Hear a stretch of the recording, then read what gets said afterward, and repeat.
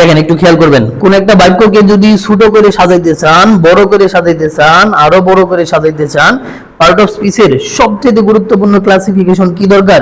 Preposition. আর pre অর্থে কি? পূর্বে। পজিশন অর্থ অবস্থান, পূর্বে অবস্থান। কার পূর্বে? নাউন বা প্রোনাউনের পূর্বে। তাহলে নাউন বা প্রোনাউনের পূর্বে বসে কাজ কি এদের? বাক্যের অন্তর্গত অন্যান্য ওয়ার্ডের সাথে সম্পর্ক স্থাপন করা। তাহলে এটুকু বুঝছেন কিনা? এখন যদি প্রিপজিশন কাকে বলে একটা সংজ্ঞা বলতে হয়, আপনি এই কাজটাই সুন্দর করে দিয়ে দিবেন, যদিও কোনো সংজ্ঞা আসবে না। তাহলে প্রিপজিশনের সংজ্ঞাটা কেমন হবে? যে সমস্ত ওয়ার্ড বা নাউন বা প্রোনাউনের পূর্বে বসে বাক্যের অন্তর্গত অন্যান্য ওয়ার্ডের সাথে সম্পর্ক স্থাপন করে তারাই মূলত কি? প্রিপজিশন। তাহলে আসেন আমরা প্রিপজিশনের ব্যবহারগুলোই দেখব। তাহলে হেডলাইন এর ইউজ অফ প্রিপজিশন দিবেন। সময়ের ক্ষেত্রে ব্যবহৃত প্রিপজিশন এট, অন, ইন।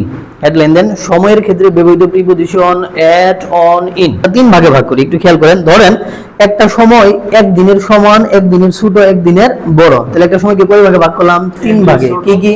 একদিনের সমান একটা, একদিনের ছোট, একদিনের বড়। কোন একটা ডিউরেশন বা কোন একটা সময় দিয়ে দেখে যদি আপনার মনে হয় এই সময়টা একদিনের ছোট, একদিনের ছোট, এট বসাবেন। একদিনের ছোট হলে কি বসাবেন? আর একদিনের সমান হলে অন, একদিনের বড় হলে ইন। তাহলে একদিনের ছোট হলে কি বসবে? এট। একদিনের সমান হলে অন, আর একদিনের চাইতে বড় হলে ইন। বুঝছেন? আসেন এদিকে খেয়াল করেন। দেখেন ড্যাশ মর্নিং, মর্নিংটা দিনের একটা অংশ। মর্নিংটা কি? দিনের একটা অংশ। তাহলে এদিকে একদিনের সমান নাকি একদিনের বড়? একদিনের ছোট, একদিনের ছোট। তাহলে মর্নিং এর পূর্বে সাধারণত আমরা এট বসাবো, এট মর্নিং, এট মর্নিং। এরপর আসেন বলছে 7 AM, এই উঠেন না পরে দেখেন কি বলছে? 7 AM। তাহলে 7 AM কি? দিনের একটা অংশ বা একটা আওয়ার কে বুঝাইছে না? তাহলে একদিনের সমান না একদিনের সাথে ছোট? একদিনের সাথে ছোট হলে কি বসাবো? ওটা দেখুন বলছে স্যাটারডে। কি বলছে? স্যাটারডে। এখন দেখেন এটা কি একদিন না ভাই? একদিন কিনা? তাহলে একদিনের সমান হলে আপনি বসাবেন অন স্যাটারডে। বুঝতেছেন কিনা? পরেরটা দেখেন জানুয়ারি। কি বলছে? জানুয়ারি। এখন দেখেন জানুয়ারি। এখন কথা হলো দেখেন এটা কি একদিনের সমান? একদিনের বড়, তাই না? এই জানুয়ারি মানে কি? পুরো একটা মাসকে ডোনেট করছে। তারপরে কি? এখন দেখেন একদিনের চাইতে বড়, একদিনের চাইতে বড়। কোন একটা সময় দেখে যদি একদিনের চাইতে বড় মনে হয়, তারপরে প্রিপজিশন ইন বসাবো। তারপরে কি বসাবো? তারপরে আছেন 1998। কি বসবে এখন? কেন ইন বসবে? দেখেন 1998 পুরো একটা ইয়ারকে ডোনেট করছে না? পুরো একটা বছরকে নির্দেশ করছে না ভাই? তাহলে এটা একদিনের চাইতে বড়, আর একদিনের চাইতে বড় হলেই তার পূর্বে আমরা প্রিপজিশন ইন বসাবো। কি বসাবো? আপনি কবেন এর পূর্বে কি বসবে? 21শে ফেব্রুয়ারি ড্যাশ 1998। কোথায় কি বসবে? তাহলে প্রথমটাতে কি হবে? তারপরেরটাতে কি বলছে? ঠিক আছে খেয়াল করেন। কেন অন বসাবেন এখানে? তাহলে 21শে ফেব্রুয়ারি মানে কি? ফেব্রুয়ারি মাসের 21 তারিখ। সেটা শনি রবি সোম মঙ্গল বুধ, একদিন তো ভাই, তাই না? একদিন কোনোভাবে মিলাইতে পারলেই তার পূর্বে অন, তার পূর্বে কি? অন। তাহলে আমরা লিখবো অন 21শে ফেব্রুয়ারি। কি লিখবো? অন 21শে ফেব্রুয়ারি। তারপরে কি? ড্যাশ 1998। কি হবে? ইন। তার মানে 1998 সালের ফেব্রুয়ারি মাসের 21 তারিখ, তাই না? উঠাই নেন। তাহলে এদের ব্যবহারটা কখন ভাই? একদিনের ছোট, একদিনের ছোট। আর অনের ব্যবহারটা একদিনের সমান, ইনের ব্যবহারটা একদিনের বড়। তাহলে এট সমান সমান আগে লেখেন, একসাথে লেখেন। এট সমান সমান লেখেন একদিনের ছোট সময়ের ক্ষেত্রে।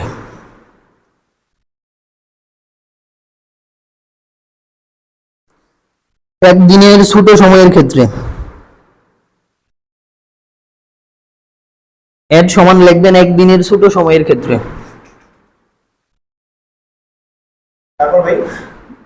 অন সমান লিখবেন একদিনের সমান সময়ের ক্ষেত্রে।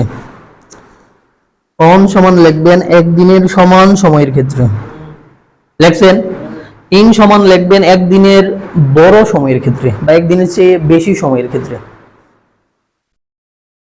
একদিনের চেয়ে বেশি সময়ের ক্ষেত্রে।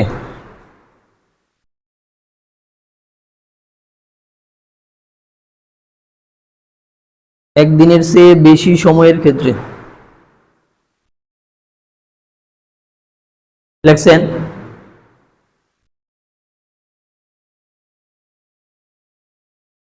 এক্সাম্পল গুলো উঠে নিন সাথে।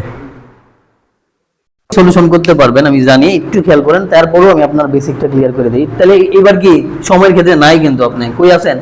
জায়গা বা স্থানের ক্ষেত্রে। মনে রাখবেন কোন একটা সেন্টেন্সে দুইটা স্থানের কথা বলা আছে বা দুইটা জায়গা ব্যবহার করা আছে, সেই ক্ষেত্রে দুইটা স্থানের মধ্যে যেটা ছোট তার পূর্বে অ্যাট বসাবেন, তারপরে কি বসাবেন অ্যাট, আর যেটা বড় তার পূর্বে ইন। তাহলে দুইটি স্থানের মধ্যে ছোট স্থানের পূর্বে অ্যাট, বড় স্থানের পূর্বে কি, তাহলে আগে লিখে ফেলান অ্যাট সমান সমান, অ্যাট সমান সমান আগে লিখে ফেলান দুইটি স্থানের মধ্যে ছোট স্থানের পূর্বে বসে। অ্যাট সমান লিখবেন দুইটি স্থানের মধ্যে ছোট স্থানের পূর্বে বসে, দুইটি স্থানের মধ্যে ছোট স্থানের পূর্বে বসে।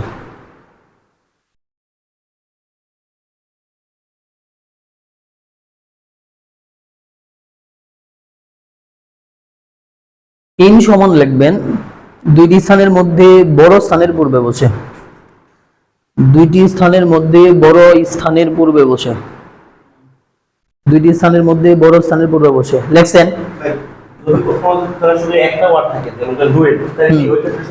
ওই যে কথা শুনবেন, আগে দুইটা থাকলে সেটা শেষ করেন, আগে যদি দুইটা থাকে সেটা শেষ করেন, একটা থাকলে সেটাও দেখাবো। নিচে দুইটা সেন্টেন্স রেডি করে রাখছি আমি, তাই না? আসেন তাহলে প্রথম সেন্টেন্সটা, he lives dash duet dash Gazipur. তাহলে গাজীপুর বড় নাকি ডুয়েট বড়? গাজীপুরের একটা অংশ বা এরিয়ার নাম ডুয়েট, তাই না? তাহলে গাজীপুরের সাপেক্ষে যেহেতু দুইটা সেন্টেন্স দুইটা জায়গার কথা বলা আছে, ওই দুইটার মধ্যে কম্পেয়ার করে ডুয়েটটা ছোট, কি হবে? At duet in. এরপর আসেন he lives dash Kushtia, he lives dash Kushtia. এখন দুইটা স্থানের কথা না বলে যদি সিঙ্গেল সিঙ্গেল ভাবে বলা থাকে তাহলে কি করবেন? বড় হলে ইন, ছোট হলে কি, ছোট হলে কি। কেমনে বুঝবেন এটা বড়, কেমনে বুঝবেন এটা ছোট, তাই না? বিষয়টা দুইটা দিলে ইজিলি দুইটার মধ্যে কম্পেয়ার করে আপনার জানা থাকলে বুঝতে পারতেছেন এটা কি বড়, এটা কি ছোট। কিন্তু যখন সিঙ্গেল সিঙ্গেল স্থান দিবে তখন কেমনে বুঝবেন, তাই না? তাহলে কুষ্টিয়ার পূর্বে কি বসবে? অ্যাট নাকি ইন? কি বসবে? কি বসবে? ইন। কেন? কুষ্টিয়া বড়, তাই না? কুষ্টিয়া বড় কেন বড়? একটা জেলা শহর, এটা জেলা, তাই না? কিভাবে বড় বুঝলেন আপনি? গ্রামের চলে নাই, এটা জেলা, জেলার ভিতরে কি আছে? উপজেলা, উপজেলার ভিতরে গ্রাম, মহল্লা, তারপরে ইউনিয়ন আছে না? কিন্তু বাংলাদেশের সাবেকে যে ছোট, এইভাবেও তো একজন ওই যে ভাই চিন্তা করতে পারে না, তাহলে তো সবই ছোট, তাই না? ওয়ার্ল্ড তো ছোট, পুরো ইউনিভার্সিটি। কিন্তু দুইটা দিলে তো আর আপনার চিন্তা ভাবনা করার কোনো ওয়ে নাই, তাই না? একটা দিলে এই ধরনের সমস্যা হইতেছে না ভাই? মনে রাখবেন, কোন একটা স্থান বা জায়গা যদি দেশ অথবা বিভাগীয় হয় সেটাই কেবল বড় স্থান ধরবেন, এছাড়া আল্লাহর দুনিয়ায় যত স্থান আছে সব ছোট, সব কি ছোট। হ্যাঁ, জেলা ছোট। শেষ করতে দেন, আমার বাক্যটা বুঝেন আগে, 5-7টা বই খুঁজেন, ক্লিয়ার হইতে পারবেন না এই বিষয়টা। তখন ক্লিয়ার না হয় খালি সেন্টেন্স মুখস্থ করবেন, কিন্তু সেন্টেন্স কিন্তু আসবে না ওইভাবে, পেজ দিয়ে দিবে। তাহলে বিষয়টা কি দাঁড়ালো? সিঙ্গেল সিঙ্গেল ভাবে কোনো স্থান যদি কোনো সেন্টেন্সে দেয়, আপনি কম্পেয়ার করবেন বিভাগ অথবা দেশের সাথে। তারপরে বিভাগীয় অথবা দেশীয় স্থানটাই মূলত বড়, মূলত কি বড়। এছাড়া যত স্থান সেন্টেন্সে পাবেন সবগুলা ছোট ধরে অ্যাড বসাবেন, ছোট ধরে কি বসাবেন? অ্যাড।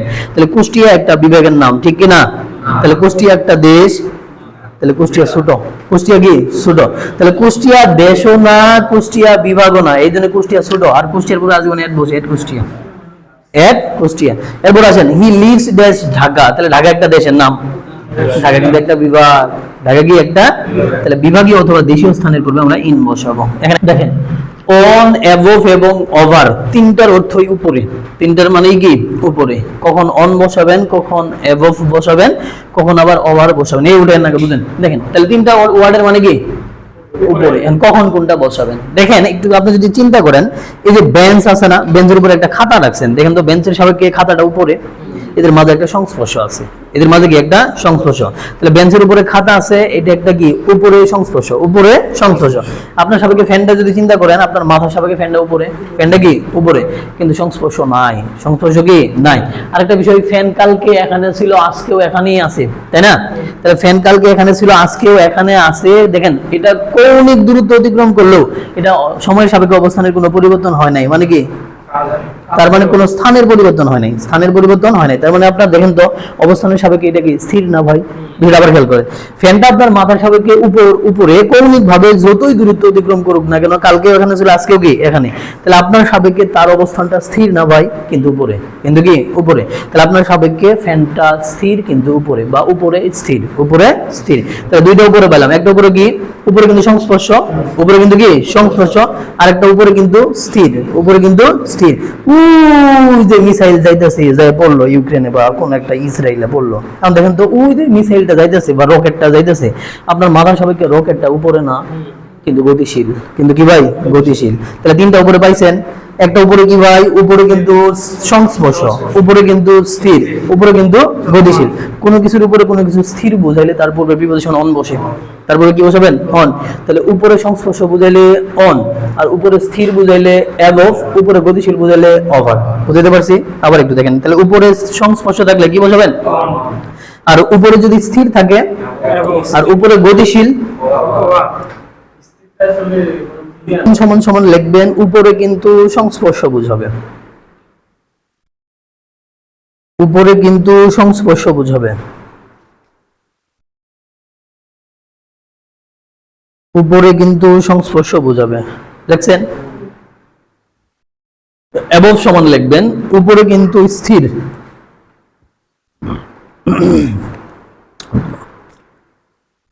অ্যাবভ সমান সমান লিখবেন, উপরে কিন্তু স্থির,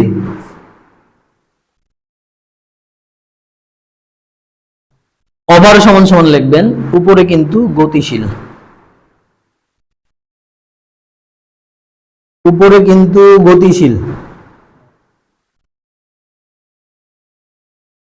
ওভার সমান সমান লিখবেন, উপরে কিন্তু গতিশীল। লিখছেন? আচ্ছা, তাহলে প্রথম সেন্টেন্সটা দেখেন তো ভাই, the book is days the table, কি হবে অন দ্য টেবল। তাহলে প্রথমটাতে অন বসবে, বসাই নেন, প্রথম সেন্টেন্সটাতে অন বসবে।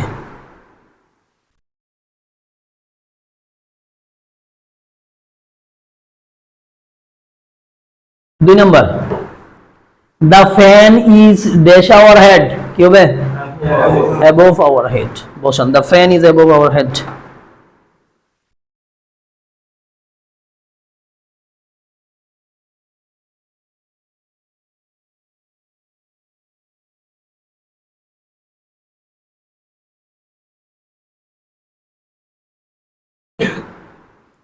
তারপরেটা, the dog jumped dash the wall, কুকুরটা ওয়ালের উপর দিয়ে গেল। তার মানে কি কুকুর ওয়ালের সাপেক্ষে কুকুরের একটা গতি ছিল না, তাহলে উপরে গতিশীল, উপরে গতিশীল হইলে কি হবে ওভার দ্য ওয়াল। বস্তু আপনি ভালোভাবে চিন্তা করতেছেন যে বস্তুটা আসলে কিসের তৈরি, বস্তুটা আসলে কিসের তৈরি, কিসের তৈরি উপাদানটা যদি বোঝা যায় তাহলে একটা পক্ষ, আর যদি উপাদান বোঝা না যায় তাহলে আর একটা পক্ষ।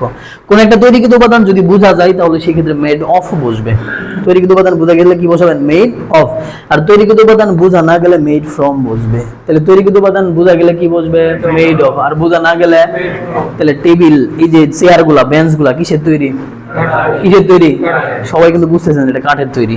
কিসের তৈরি ভাই কাঠের। তাহলে এখানে একটা সেন্টেন্স খেয়াল করেন, the the table is made dash wood, তাহলে টেবিলটা কিসের তৈরি কাঠের, টেবিলটা কিসের তৈরি কাঠের। তাহলে তৈরিকৃত উপাদান বোঝা গেলে কি বসাবেন অফ, কি বসাবেন অফ, আর বোঝা না গেলে মেড ফ্রম, মেড ফ্রম। খাতা কিসের তৈরি, কিসের তৈরি বাঁশের, বাঁশ কি বোঝা যায়, ওটা ফর্ম চেঞ্জ করে কিন্তু খাতার একটা ফরম্যাটে নিয়ে আসছে, তাই না। বোঝা গেলে মেড অফ, আর বোঝা না গেলে মেড।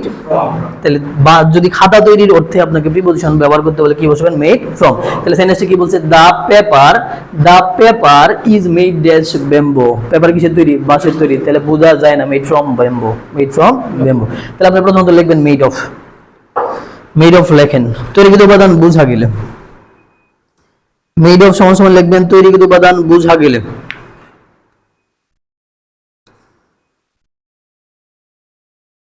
তৈরিকৃত উপাদান বোঝা গেলে। আর মেড ফ্রম সমান সমান লিখবেন, মেড ফ্রম সমান লিখবেন তৈরিকৃত উপাদান বোঝা না গেলে,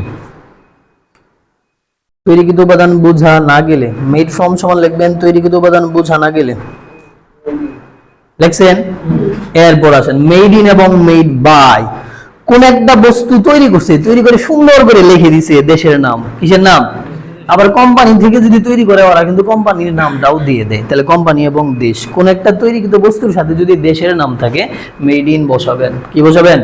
তাহলে দেশের নাম থাকলে মেড ইন, আর কোম্পানির নাম থাকলে মেড বাই। তাহলে মেড ইন সমান সমান লেখেন দেশের নাম থাকলে।